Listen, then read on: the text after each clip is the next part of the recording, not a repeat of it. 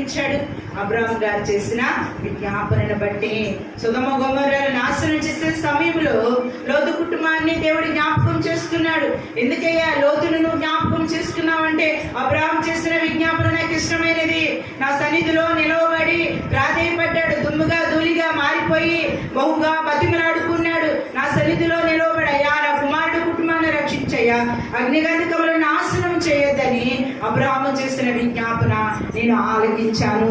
అబ్రాహాము గారి జ్ఞాపకం చేసుకోవటం ద్వారా ఆ నాశనం మధ్యన లోతు కుటుంబము నాశనం కాకుండా తప్పించడానికి అబ్రాహాము గారి విజ్ఞాపన ఉపయోగపడింది. మనం కూడా నశించిపోతున్న వారి కొరకు ప్రార్థనలు చేసేవారుగా, విజ్ఞాపనలు చేసేవారుగా ఉండాలి. మన బిడ్డలు పాడైపోతుంటే, నాశనం అయిపోతుంటే మన బిడ్డల కొరకు మనం నిత్యము విజ్ఞాపనలు చేయాలి. భర్త కొరకు భర్త మరి సరైన మార్గంలో లేకుండా ఉంటే దేవుని సన్నిధిలో అబ్రాహాము గారి వలె భర్త కొరకు